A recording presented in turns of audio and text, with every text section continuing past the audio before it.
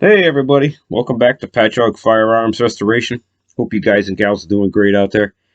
This is part 4 in our series on the Stevens Guaranteed Single Gun 12 gauge.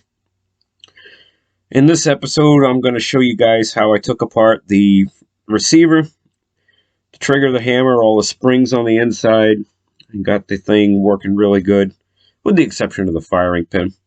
We'll get into that in the video. I have to say this was probably the most difficult episode out of this whole series to film. Now, I'm just a rookie at this shit, and me trying to film this and trying to explain what I'm doing while fighting all these damn tough springs and mechanical bits and tight pins, it wasn't easy. But hang on, here we go. We're going to dive into how to take apart one of these old Stevens model 85 or 89 shotguns, and you're going to have to excuse some breaks in the video and some pauses, but I had to stop a couple times. So here we go. Let's just dive into it and go for it. Well, disassemble the Stevens fully guaranteed single gun. I'll show you guys how to break this down and put it back together and some of the difficulties involved. First thing we're going to want to do is take out this mainspring right here. Best thing to use is a pair of bent needle nose pliers. What we want to do is get down in there at the back of this boss and flip it and pop it out.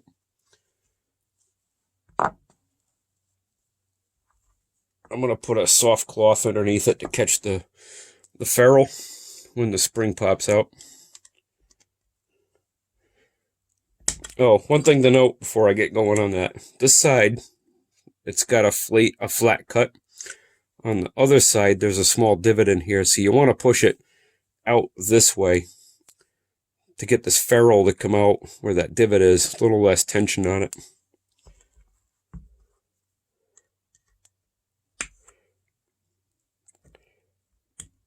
So I'm going to push up and down at the same time.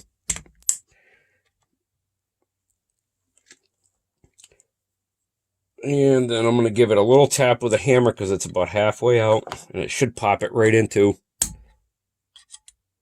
the cloth. Almost. Got caught on the edge. There we go. We got that out. So we got that. The mainspring itself. And then the mainspring guide rod. Take note of the way it comes out. There's a cut at the bottom, and that's to fit over the trigger spring screw. And then it goes in like this, with the small lip at the bottom and the big lip at the top.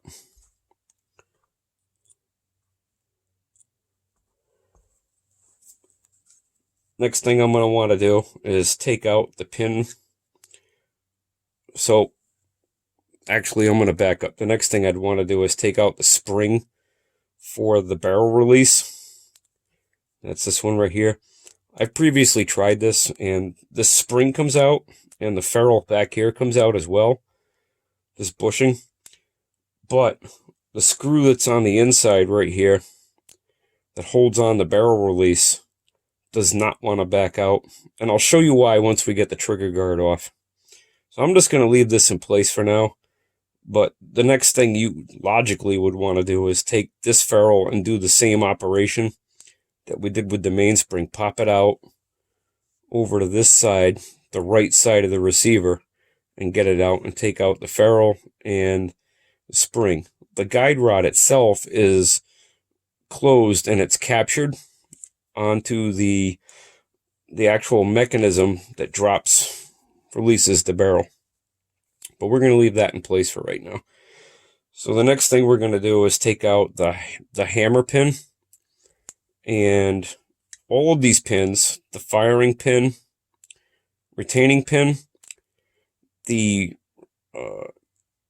barrel release actuating pin, the hammer pin, and the trigger pin all come out from right to left. So I'm going to take out the hammer pin now from right to left.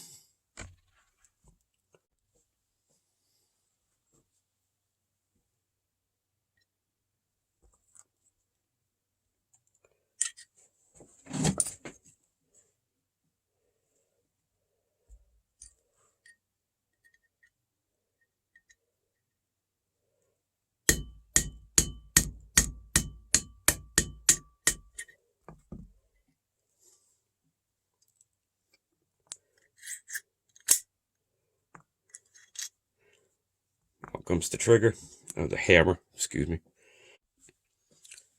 Next thing we're going to take off is the trigger guard.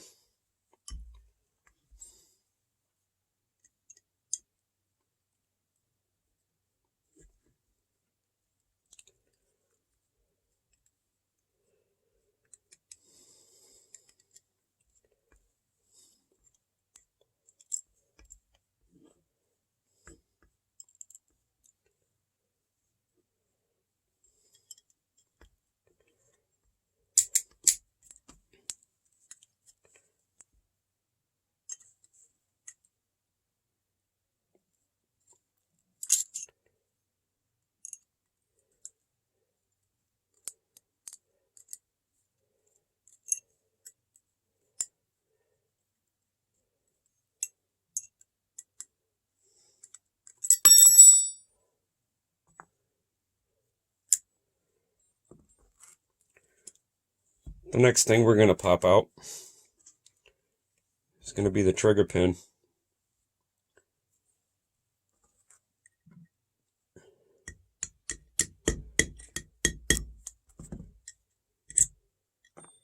And then pull the trigger out from the bottom.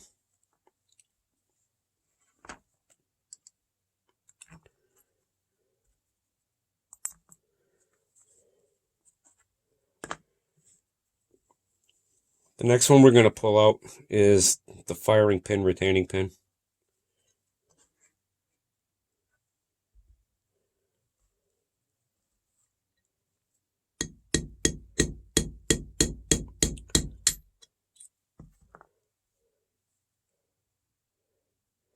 Then we're going to hold it upside down and tilt it back, get the firing pin out. You can see that the firing pin was made from a broken Allen key, 3/16 Allen key. Somebody milled a slot in it, but the pin itself, about 1/4 of an inch, is broken off and is just completely missing. I still have yet to get a new firing pin from this because my eBay seller flaked out on me. I'm probably going to end up taking a piece of bar stock and making my own.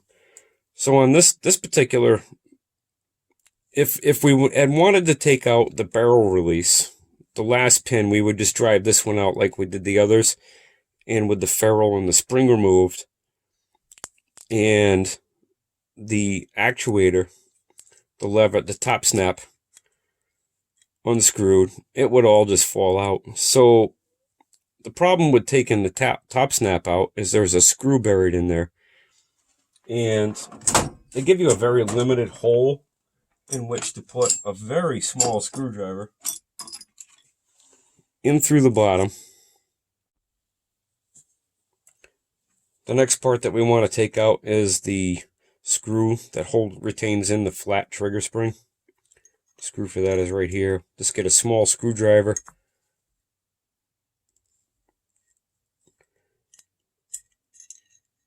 Offset it. This should back right out. These can be pretty tough if the gun is very rusted. I got pretty lucky with this one.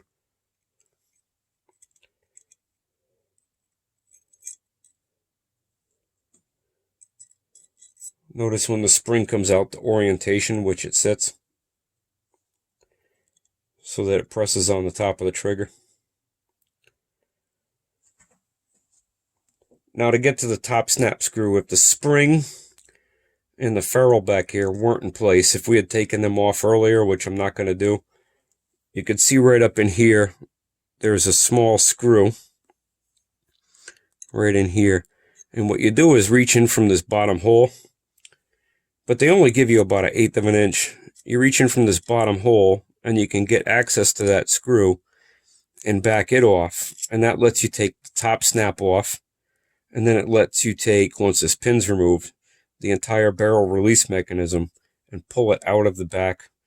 And then thereby you have a completely stripped receiver. One other component that's on this particular receiver that comes off, and I was actually surprised it did, was the actual barrel bushing up here isn't pressed in. This is actually a threaded fastener, with the correct size. And this actually was surprisingly very loose and just came right out. So I just basically cleaned that up and put it back in. So to reassemble, it's pretty much the reverse of what we did to get it apart. Alright, so I'm back. I'm at the vise. We got the mainspring assembly. You're going to want to get the bottom down, remember, with the smaller portion towards the bottom of the receiver, and the upper portion with the bar across it up on top. And we're going to slide that back down in there.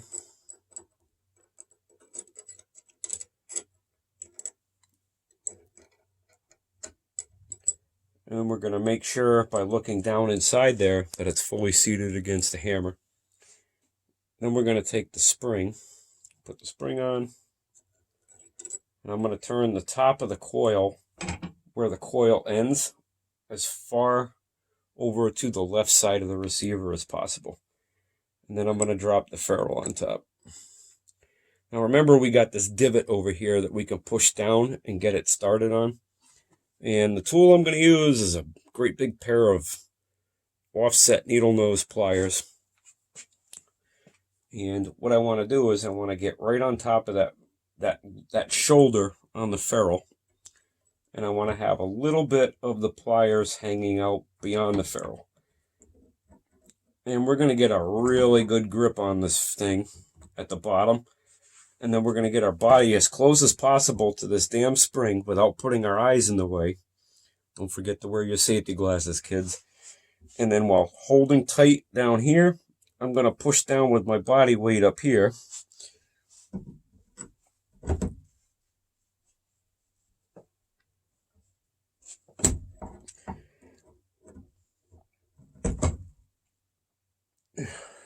Almost got it. Hold on, reset the vise. That's why you don't let go of the pliers.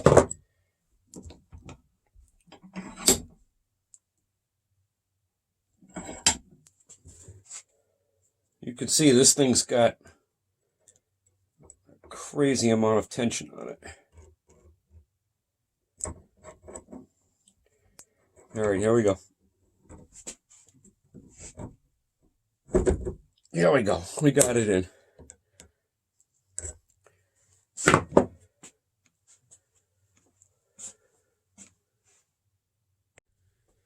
There you go, kids. I finally got it all back together with the exception of the firing pin.